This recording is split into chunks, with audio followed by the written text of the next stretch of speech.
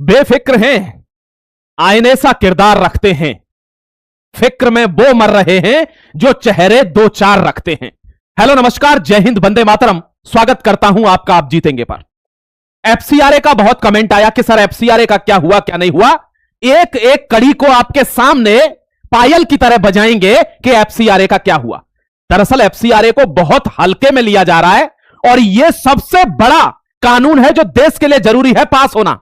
लेकिन क्या यह यूं ही पास हो जाएगा? और हां, एक चीज सबसे पहले आपको बता देना चाहता हूं, क्या सरकार के पास ताकत नहीं है या सरकार डर रही है या बैकफुट पर चली गई है? यह सारी बातें मिथ्या हैं। सरकार आज चाहे तो अब पास करा सकती है इस बिल को, उनके पास मेजॉरिटी है। लेकिन सरकार ऐसा कोई काम नहीं करना चाहती कि कल को साफ काम करने पर भी छाती पीटकर रोड पर रोने वाले कोई बड़ा दंगा ना करें, क्योंकि इनका तो कुछ नहीं बिगड़ेगा। विदेशी लालची भेड़ियों के साथ मिलकर सत्ता के लालच में ये कुछ भी कर रहे हैं, लेकिन इससे देश की छवि खराब होती है, इससे भारत वर्ष नीचे झुकता है।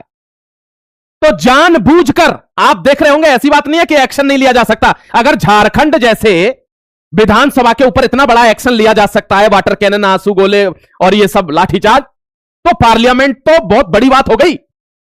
लेकिन फिर भी अब आपको एफसीआरए, देखिए रुझान आना शुरू हो गया है एफसीआरए के। प्रियंका गांधी ने तो टाल ठोक दी है कि सबसे पहले यह कह रहे थे कि इस बिल में संशोधन करिए, फिर उसके बाद कहा कि इसको जेपीसी भेजिए, उसके बाद अब प्रियंका गांधी को लगा कि यार ये तो जेपीसी के लिए भी राजी हो गए, तो अब कह रहे हैं कि यह बिल पूरी तरीके से वापस लेना होगा। अब आपको समझाता हूं, धागे ध्यान रखना। यह मुख्यमंत्री हैं नागालैंड के। भाई आर्टिकल बहुत जबरदस्त है और आपके देश प्रेम के लिए है, क्योंकि जो असली देशवासी है उसको इस आर्टिकल से बहुत लेना देना है। तो इन्होंने यह कहा है कि Nagaland CM writes to home minister urges greater parliament scrutiny on FCRA. मैं आपको सबसे पहले एक मतलब समझाऊंगा कि यह बिल जेपीसी में चला गया है, सम्मति बन गई है कि जेपीसी में भेजिए। तो क्या जेपीसी में जाने का मतलब यह है कि बिल खत्म हो गया या बर्बाद हो गया, अब नहीं आएगा, या अभी आएगा? अभी समझ जाएंगे, टेंशन मत लेना। FCRA amendment bill centre seeks consensus on JPC as opposition churches group raise concern. बहुत एनजीओ, बहुत सारे चर्च, अलग अलग विभिन्न प्रकार के ग्रुपों ने यह कंसर्न उठा दिया कि एफसीआरए पास नहीं होना चाहिए, इसमें संशोधन की आवश्यकता है। अब अगर एफसीआरए ऐसे में पास करा दीजिए, क्योंकि आपके पास तो बहुमत है, तुरंत पास हो जाएगा, लेकिन यह कसक रह जाएगी और यह मुद्दा बनाकर इसी पर रोएंगे अगले 2 साल कि देखिए तानाशाही हो रही है, यह पास हो गया। और जेपीसी में जाने का मतलब क्या है वो मैं आपको समझा दूंगा। इस आदमी को लेटर लिखा हुआ है नागालैंड, लेकिन सिर्फ बात नागालैंड की नहीं है, यह हर एक आदमी की बात है। सबूत लेकर आया हूं, दिखाऊंगा, एक एक करके देखते रहिएगा। देखिए, किरण रिजिजू ने कहा है कि भारत कोई बनाना रिपब्लिक नहीं है कि यहां पर पैसा कोई कहीं से भी मंगाएगा, कुछ भी आएगा और किसी भी काम में खर्च करेगा, सरकार तंबाकू मीड़ती रहेगी। बात तो सही कही है, पार्लियामेंट्री अफेयर्स मिनिस्टर है भाई। उसके बाद लेकिन प्रियंका वाड्रा जी कहती हैं कि कोई जेपीसी नहीं, हम नहीं मानते जेपीसी को, हम चाहते हैं डायरेक्ट कंप्लीटली विड्रॉल करिए, एफसीआरए बिल को खत्म करिए। क्यों? इतने लंबे समय से सत्ता से बाहर हो, पैसा की जरूरत पड़ रही है क्या जो कंप्लीटली विड्रॉल करना है? और जो होम मिनिस्टर है वो चिल्ला चिल्ला कर, जो जॉइंट पार्लियामेंट्री अफेयर्स के लोग हैं वो चिल्ला चिल्ला कर, सरकार चिल्ला चिल्ला कर बोल रही है कि FCRA amendment bill minority institution को टारगेट नहीं करता, यह आपकी फंडिंग नहीं रोकेगा, यह सिर्फ रेगुलेशन लाएगा कि पैसे आप धुआं डाल लीजिए, कोई इशू नहीं है। लेकिन उस पैसे को आप लगा कहां रहे हो, कहां से ले रहे हो, कहां जा रहा है, किस काम में खर्च हुआ है, यह तो सरकार पूछेगी। कि बस अरे हमारे तो इस्माइल भाई के जो है सऊदी में रिलेशन है, उन्हीं के अकाउंट में मंगवा लेते हैं हम तो पैसा, इसमें सरकार क्यों दखलंदाजी कर रही है? तो वो पैसा बांट दो ना, बरेली में करवा दो ना एक बार दंगा, ये सब में यूज होता है ये पैसा, वरना ये भीड़ ऐसे ही इकट्ठी नहीं होती। देखिए, इनसे पूछा गया कि अब तो जेपीसी में बिल चला गया, अब तो आप खुश हो, तो मना कर देते कि नहीं, कंप्लीटली विड्रॉल होना चाहिए। जेपीसी का क्या सेंस है दोस्तों? जेपीसी में पहले भी बहुत बिल गए हैं। जेपीसी का मतलब है ज्वाइंट पार्लियामेंट्री कमेटी। इसका मतलब है कि इस बिल पर अब और अच्छे से बात होगी, दोनों सदनों में बात होगी, ज्वाइंट पार्लियामेंट्री कमेटी बैठेगी, सारे सांसद इस पर बात करेंगे, पक्ष के विपक्ष के, और जो भी कुछ होगा इसमें संशोधन हो ना हो, लेकिन बात जरूर करेंगे, क्योंकि अगर इसमें कोई संशोधन करते भी हैं तो वो पार्लियामेंट के पास पावर है, जरूरी नहीं है वो अमेंडमेंट आपका माना जाएगा। लेकिन हां, इस पर आपको बहस करने के लिए मौका मिल जाएगा, इस पर आपको मुद्दे को रखने के लिए मौका मिल जाएगा कि इसमें गलत क्या है, आप ये बताइए। यह जेपीसी में चला गया है। अब प्रॉब्लम यह है कि मानसून सेशन को चलने ही नहीं दे रहे हैं। अब चलने देंगे तो कोई ना कोई बिल पास होगा, चाहे वो विमेन एम्पावरमेंट का बिल हो, चाहे वो डिलिमिटेशन का बिल हो, चाहे वो एफसीआरए का बिल हो, चाहे वो यूपीआई पेमेंट का बिल हो, चाहे वो नए नोट। मेरे प्यारे भाई, अब मैं आपको बताऊंगा, बहुत ध्यान से समझना, इस कहानी को जोड़ेंगे, ये जियोपॉलिटिक्स है और इसको कैसे जोड़ेंगे ये आपको बताऊंगा। आप खुद समझ जाएंगे कि सर तार न जाने कहां से घूम के कहां जुड़ते हैं। यही तो हमको पता रहनी चाहिए जिससे हम घर में बैठे लोगों को पहचान सके। बाहर वाले से तो कोई भी लड़ लेता है प्यारे भाई। देखिए प्रॉब्लम क्या हो रही है भारत में कि नक्सल खत्म हो चुका है। ये ब्लैक कोबरा कमांडोज ने नक्सल की धज्जियां उड़ा दी हैं। नक्सल को सबसे ज्यादा पैसा जाता था, 95 करोड़ रुपए अभी निकले बेंगलोर से।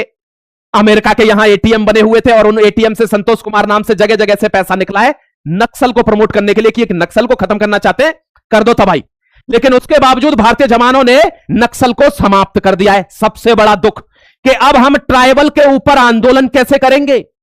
अब वो नक्सल हमारे लिए बम कैसे फाड़ेंगे जिनके ऊपर हम आंदोलन करते थे कि आदिवासियों की जिंदगी खराब कर दी। इन्होंने आदिवासियों को आगे बढ़ने ही नहीं दिया कभी जीवन में। प्रॉब्लम यह है ना, देश के खिलाफ जो खड़ा हो जाता है वहां दिक्कत आती है। आप अपनी राजनीतिक सत्ता सेकिए, रोटी सेकिए, पैसा कमाइए, लूटिए, खसोटिए, क्या फर्क पड़ता है। लेकिन आप तो देश से सौदा करने लगते हैं, तब दिक्कत है। यहां देखिए, आप जानते हैं फेक करेंसी खत्म हो चुकी है और जो बनाने की प्रैक्टिस चल रही है पाकिस्तान के अंदर इन्फिल्ट्रेशन करने के लिए, उसके लिए नए पॉलीमर नोट आने वाले हैं। मैं अभी आपको धागा खोलूंगा पॉलीमर नोट्स का भी। लेकिन दोस्तों, पाकिस्तान की यह स्थिति हो चुकी है, यह भारत में आ रहा है। यह खैबर पख्तूनख्वा गया, बलूचिस्तान आजाद हो गया, भारत ने रिकॉग्नाइज कर दिया। यह सिंध प्रांत अलग हो जाएगा, यह बच रहा है केवल। और यहीं के लोग शासन करते हैं किस पर? पाकिस्तान पर। यहां अंतरकलह होने वाली है, प्रॉब्लम समझ के चलना। अब लेकिन दिक्कत यह है, देखिए ना, हमने ही तो जिताया है तमिलनाडु में, हमने ही तो जिताया है जोसेफ विजय को। यह वही है जो उदयनिधि के कहने पर कि सनातन को एरेडिकेट करना है, ताली बजा दी थी इसने। और मेरे प्यारे भाई, आज इसने वंदे मातरम के खिलाफ एक नया मुहिम छेड़ दिया और यह पास भी हो गया सर्वसम्मति से इसकी विधानसभा में। क्या कि वंदे मातरम, राष्ट्रगान, ये सब बाद की चीजें हैं, हम पहले तमिल हैं। आप देखिए, देश को तोड़ना है अगर बाहर की ताकतों को, तो वो किसी भी कीमत पर तोड़ेगा, फिर चाहे उसको जो पैतरा मिले। मेरे प्यारे भाई, आप समझिए, अगर कोई राज्य, क्योंकि India is a union of states, ध्यान रखना इसको, यह संविधान में लिखा हुआ है, तो कोई भी राज्य अपने आप में इतना पावरफुल नहीं है जो भारत के राष्ट्रीयता से ऊपर चला जाएगा। लेकिन देखिए इसने क्या कहा है कि सबसे पहले हम तमिल हैं, बाद में कुछ है। ऐसे तो फिर यहां मथुरा वृंदावन के लोग कहते हैं कि सबसे पहले हम ब्रजवासी हैं, बाद में कुछ है। ऐसे तो उत्तराखंड के लोग कहते हैं कि सबसे पहले हम गढ़वाली हैं, बाद में कुछ है। समझना प्यारे भाई, ऐसे ही तो टूटते हैं देश। तो ये क्या है कि सबसे पहले वंदे मातरम नहीं गवेगा, राष्ट्रगान नहीं गवेगा, राष्ट्रगान गीत नहीं गाया जाएगा, सबसे पहले गाया जाएगा स्टेट नेशनल एंथम। मैं तो आपको दिखा रहा हूं, निर्णय आपको कमेंट सेक्शन में देना होगा और अपने दिमाग में इमेज बनानी होगी कि भारत में क्या चल रहा है। मैं एफसीआरए डिस्कस कर रहा हूं आपके साथ और आप कहते हो एफसीआरए ऐसे हवाबाजी में ही पास हो जाएगा। अभी तो दिखा रहा हूं, ये तो ट्रेलर है। ये देखिए, ये देखिए, ये है वर्क जो ये सांसद है संभल से, सांसद है, इसको क्या उल्टा पुल्टा बोलो, गधे को एक चीज समझ आनी थी किसी को। ये क्या कह रहा है, देखिए यहां क्या लिख रहा है, जरा देखिए आप प्यार से। कावड़ियों के लिए सड़क तो नमाज के लिए सड़क क्यों नहीं है? अरे मूर्ख, अरे उल्लू, कावड़ साल में एक बार आती है और नमाज हर जुम्मे पे नमाज होती है और घर में तो डेली होती है और मस्जिद में तो एवरी डे 5 टाइम्स। और कावड़ साल में एक बार सावन में आती है और सड़क चलने के लिए बनाई गई है, पूजा के लिए मंदिर बनाए गए हैं। तो सड़क चलने के लिए बनाई गई है तो मस्जिद बनाई गई है नमाज के लिए। ये क्या कह रहा है, कावड़ियों के लिए सड़क दे रहे हो, हमें नमाज पढ़ने दो। अबे सड़क बैठने के लिए थोड़ी बनाई गई है, और नमाज तो हर जुम्मे को, हर दिन, एवरीडे, दिन में 5 बार होती है। हर बार रोड पे बैठ जाओगे क्या? थोड़ा सा कोई बुद्धिजीवी होगा मुस्लिमों में तो वो समझाएगा कि तुम्हारी बुद्धि को हो क्या गया है। वो पढ़ा लिखा इंटेलेक्चुअल होगा तो समझाएगा, लेकिन नहीं मेरे भाई, समझाएगा तो जब जब वो इससे बाहर निकला होगा। और आप कह रहे हो एफसीआरए यूं ही पास हो जाएगा। अभी तो आगे आ जाइए, देखिए FCRA bill send to JPC, राजी हो गए सब लोग कि भेज दीजिए ज्वाइंट पार्लियामेंट्री कमेटी को। लेकिन अरे साउथ का तो अलग ही हवा है, साउथ का तो अलग ही हवा। क्यों? क्योंकि साउथ ही है जहां पर 0.5 फ्रंट के नाम पर, कौन सा? PFI, popular front of India. मेरे दोस्त, ये वो अजगर है जिसने साउथ इंडिया को कई दशकों तक लपेटे रखा, कई सालों तक अपने लपेटे में लपेटे रखा। वो तो इसको बैन ना करें तो ये खा जाता। क्यों? क्योंकि इसने संविधान बनाया हुआ है कि 2047 में कुछ लोग इंतजार कर रहे हैं, भारत डेवलप्ड होगा और हम साउथ इंडिया को कट कर देंगे इंडिया से, मेनलैंड से। ऐसे लोगों को भारत झेल रहा है, जख्म बहुत है, दिखाने को क्या दिखाया जाए मेरे भाई। ये साउथ इंडिया देखिए, एफसीआरए का तो हम विरोध करेंगे ही करेंगे, पहले से ही तैयार है ये बंदा। और उसका तो मैंने आपको दिखाई दिया, जोसेफ विजय का। तो ये देखिए बरसाती चुनावी है, इनको 2012 में जब इनके पिताजी इनको मुख्यमंत्री बनवा देते तो इनसे पूछा गया आप पूजा पाठ करते हो, तो कहते हैं कि नहीं देखो मैं भगवान को मानता हूं लेकिन पूजा पाठ में मेरा ऐसा सिस्टम ये सब।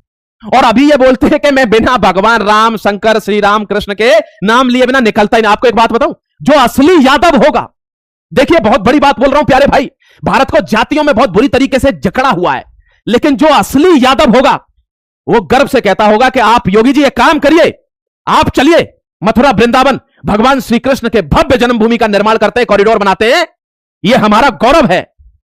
यह है असली यादव। उनको शर्म आती होगी जब वो ऐसे बयान देखते होंगे कि हमने राम मंदिर के कार सेवकों पर गोली चला दी, वो मस्जिद पर चिपके रह गए, बहुत अच्छा लगा। ये देश में सांप्रदायिक हिंसा बढ़ाने वाले बयान होते हैं इनके। अगर आप असली होते, यदुवंशी होते आप, तो आप उनसे आगे चलते। जो लोग ये काम करवाना चाह रहे हैं कि हम आपके साथ हैं इस काम में, दूसरे काम में आपके खिलाफ खड़े रहेंगे, लेकिन इस काम में आपसे आगे रहेंगे। क्यों? क्योंकि ये हमारी परंपरा का हिस्सा है।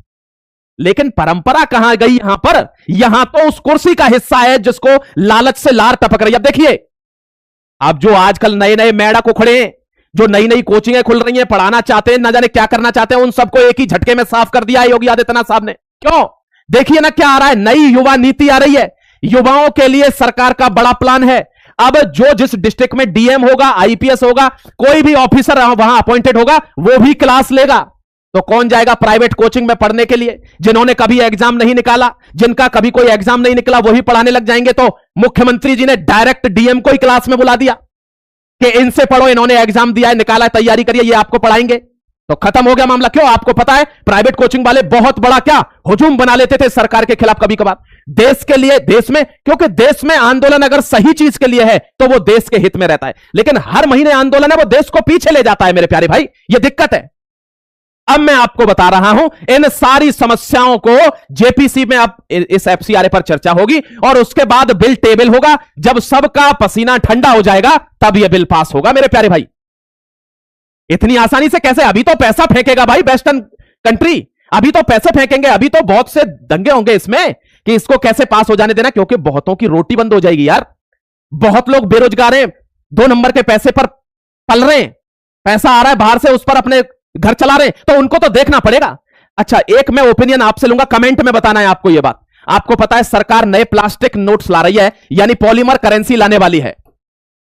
पॉलीमर करेंसी लाने वाला, सबसे पहले 10 और 20 रुपए पर यह लागू होगा। 10 के भी और 20 के भी 100-100 करोड़ नोट छापे जाएंगे, 100 करोड़ करेंसी। अब मेरे प्यारे भाई आप एक बात बताना, कुछ लोग कह रहे हैं कि गांधी को रिप्लेस कर भगवान श्री राम की फोटो लगा दीजिए। एक बंदे ने, देखिए ऐसी मिसलीडिंग में नहीं आना है, ऐसा भी कुछ हुआ नहीं है। एक बंदे ने, किसी ने लिख दिया है, सरकार का धन्यवाद, लाल किले की जगह आपने रामचंद्र की छवि लगा दी और मंदिर लगा दिया लाल किले की जगह। ऐसा अभी कुछ नहीं हुआ है। और मेरे प्यारे भाई आपको एक चीज और बताता हूं, देखिए आप मुझे बताना कमेंट सेक्शन में कि आपके हिसाब से किसकी फोटो आनी चाहिए नोट के ऊपर, यह आपको बताना है। क्योंकि भगवान श्री राम अगर करेंसी पर आते हैं तो यह करेंसी तो नॉन वेज की दुकान पर भी जाती है, यह करेंसी तो गंदे घोटाले के कामों में भी जाती है। तो यह चीज आपको देख के रखना है कि किसको करेंसी पर लाना है। समझ गए? आपका जो मान्यता होगी आप कमेंट में जरूर लिख देना। मैं आपको आर्टिकल बता रहा हूं, देखिए यह करेंसी आने वाली है और पायलट प्रोजेक्ट में 10 और 20 के नोट छपेंगे, 10 और 20 रुपए के नोट छपेंगे, यह आपको ध्यान रखना है। मैं आपको थोड़ा सा बैकग्राउंड बता देना चाहता हूं कि पॉलीमर करेंसी का मतलब क्या होता है, कि पानी में धो देंगे तो खराब नहीं होगी, किसी से फटेगी नहीं। दोस्तों हम देखते हैं कि आधा तो भारत में थूक ही लगा देते हैं, तो वो पेपर का नोट होता है वो तो गली जाता है, टेप लगा देते हैं, उन सब की जरूरत नहीं पड़ेगी, लंबी चलेगी, लंबी करेंसी चलेगी। बार बार क्या होता है कि करेंसी इधर से उधर ट्रांजैक्शन हो के हाथों में जा जाके इधर वो फट जाती है। इतना नुकसान होता है कि 6 से 7 हजार करोड़ रुपया नई करेंसी छपवाने के लिए सरकार को लगाना पड़ता है, तो वो सारा खर्चा बचेगा। तो ये सब इस पॉलीमर नोट के फायदे हैं। 60% के लगभग देशों में ये नोट चलते हैं बहुत बढ़िया तरीके से, ये भी आपको बता देता हूं। देखिए, लेकिन करेंसी तो पहले भी थी ना, पहले इस टाइप की भी करेंसी थी भारत में, क्योंकि उस समय पेपर नोट थोड़ी था, तो इस टाइप की करेंसी चलती थी। आपने देखे होंगे सिक्के, देखे होंगे आपने, गुप्ता काल में आपके सिक्के भी बहुत चले, शेर शासुरी ने करेंसी चलाई, हर चीज आपको पता है। ये सील वाली करेंसी देखिए, डाइटिस यानी भगवान के सिंबल के साथ भी करेंसी चली थी, लेकिन वो सॉलिड करेंसी थी, पेपर नहीं थी। उसके बाद पेपर वाली करेंसी भी आती है प्यारे भाई, ये देखिए, ये 1967 में आती है $10 नोट। समझ गए प्यारे दोस्त। और ये ऑस्ट्रेलिया में आती है, ये भी आप ध्यान रखना। लेकिन भारत की अगर बात करूंगा तो 1934 का आपने वो एक्ट सुना होगा जो जिसमें से लगभग संविधान ले लिया गया है। अब प्रॉब्लम क्या है कि आरबीआई एक्सप्लोर करना चाह रही है प्लास्टिक करेंसी, कि हम लोग भी पुराने नोटों से परेशान हो गए, तो बार बार ऐसे गिनते हैं, वो नोट पुराने हो जाते हैं, फट जाते हैं, फिर दोबारा प्रिंट करने पड़ते हैं, प्लास्टिक करेंसी चलाते हैं। ऐसा नहीं है कि ये पहली बार हो रहा, 2012 में ये ट्राई किया गया था, लेकिन ये फेल हो गया था, क्योंकि वे नोट ऐसे बनाए गए थे कि वे उनके नकली बन गए उनसे आने से पहले, तो वो बंद हो गए वहीं। तो पाकिस्तान जैसा नीच देश कभी दूसरी करेंसी लोकल ना बना पाए, इसलिए भी ये हो रहा है, ध्यान रखिएगा प्यारे भाई। अब देखिए, पहले तो मैंने आपको बताया हमारे यहां पे देखिए Carlos state, Indore state, Hyderabad state, Bhagalpur state, Jaipur state, Hanuman ji coin, ये अलग अलग टाइप के कौन भारत में चलते थे। लेकिन फिर टोटल पेपर करेंसी आ गई प्यारे भाई। आप इसको भी देखिए, ये जो रेड हो रहा है ना, जैसे Australia, Canada, UK, New Zealand, Romania, Singapore, सब जगह यही पॉलीमर करेंसी चलती है, प्लास्टिक करेंसी चलती है। यानी पानी में गिर जाए, आपके पेंट में धुल जाए, आपने थूक लगा दिया, वो सबसे इस पर फर्क नहीं पड़ेगा, समझ गए, लंबी चलेगी ये करेंसी। और ये रेड जो रखा है, इतने देशों में ये चल रहे हैं नोट। ये देखिए, ये क्या है, ये कनेडियन डॉलर है, ये देखिए मेरे प्यारे भाई, ये यूके का यूरो है, ये देखिए सिंगापुरी डॉलर है, समझ गए। तो ये तीनों की अलग अलग करेंसी, ये सब पेपर करेंसी दिखा रहा हूं मैं आपको। अब हमारे पे आते हैं, हमारे पे 10 रुपए पर यह लागू की जाएगी करेंसी। 1540, 1545, 16th सेंचुरी में शेर शाह ने पहले पेपर का नोट चला दिया था, लेकिन अब ये मॉडर्न हो गया ना। अब हम आ रहे हैं तो reserve bank of India act of 1934, इसमें गांधी जी की सीरीज चलाई गई, और गांधी जी की सीरीज कई बार अलग अलग होती चली गई, जैसे इसमें बैठे हैं, इसमें साइड में देख रहे हैं, ये गांधी जी की सीरीज चली थी। अब सरकार ने डिमोनेटाइजेशन फिर सोचा है, एक तो हुआ ही था 8 नवंबर को, आपने देखा होगा, लेकिन उससे पहले भी हुआ है क्या? हां, देखिए ना, 1946 में एक बार यही हुआ था नोटबंदी, और उस समय 1000 और 10,000 करेंसी के नोट बंद किए गए थे। उसके बाद दोबारा 1978 में जनता पार्टी आती है, मोरारजी देसाई, उस समय भी डिमोनेटाइजेशन किया गया, 5,000 और 10,000 के नोट बंद किए गए, क्योंकि घोटाला बड़े पैमाने पर हो रहा था, 10,000 के नोटों की गड्डियां रख ली थी। और उसके बाद फिर आते हैं 2016 में लैंडमार्क, जहां 500 और 1000 के नोट बंद हुए और बर्बाद हो गए कई लोग, जैसे पाकिस्तान बर्बाद हो गया, बहुत फेक नोट चला रहा था, हमारे यहां पर ड्रग्स भेज रहा था, हथियार भेज रहा था, आतंकवादी हमले कराता था। अब 2023 में फिर से क्लीन नोट पॉलिसी आई है, और दोस्तों इसमें आपको पता है, क्लीन नोट पॉलिसी में जो 2000 रुपए का नोट आया था नोटबंदी के बाद, कोरोना में चलता था, उसको चुपचाप से सरकार ने विड्रॉल कर लिया, अब वो नहीं आता, अब केवल 500 के नोट रह गए। और प्यारे भाई, अब ये नोट किस में बन जाएंगे? ये बनेंगे पॉलीमर में, यानी प्लास्टिक के नोट बनेंगे। शिमला, जयपुर, भुवनेश्वर, कोची, मैसूर, इन जगहों पर इनका ट्रायल होना है सबसे पहले, 10 और 20 के नोटों का। क्लियरिटी आ रही है बात में? तो ये समझ लेना, ये मैं आपको बहुत शुद्ध भाषा में समझा रहा हूं, एकदम क्लैरिफाई करके। Polymer notes in India today, देखिए 10 के और 20 के नोटों पर ये लगाया जाएगा, लेकिन अभी ये डिसाइड नहीं हो रहा है कि इन पर कौन लगाया जाएगा। जैसे अभी तक तो गांधी जी लग रहे थे, अब इन पर कौन लगाया जाएगा ये कोई डिसाइड नहीं है। आप बताना कमेंट में कि कौन लगाया जाना चाहिए। क्या नेताजी सुभाष चंद्र बोस ना लग जाने चाहिए इन पर? क्या आईएनए की फौज के वो फौजी ना लग जाने चाहिए इस नोट पर? मेरे जाबाज लिखना है यहां पर। क्या शहीद आजम भगत सिंह का फोटो भी नहीं होना चाहिए किसी ना किसी नोट पर? होने चाहिए। सब करेंसी पर सब एक जो बड़ी बड़ी पर्सनालिटीज हैं उनके फोटो होने चाहिए।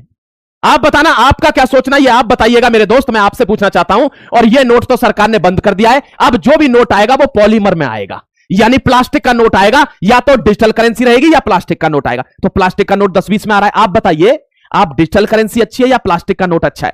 यूपीआई पर पैसा लगने वाला है, टैक्स लगने वाला है, यह मैं आपको किसी पर्टिकुलर आर्टिकल में अलग से बताऊंगा मेरे प्यारे भाई, ठीक है? यह आर्टिकल आपको कैसा लगा कमेंट में लिखना, क्लैरिटी आई कि नहीं आई। और एफसीआरए पर अब जब बहस होगी तब आपके सामने नया धागा खोलूंगा। तब तक अपना ख्याल रखिए, खुश रहिए, जय Hind, Vande Mataram, God bless you.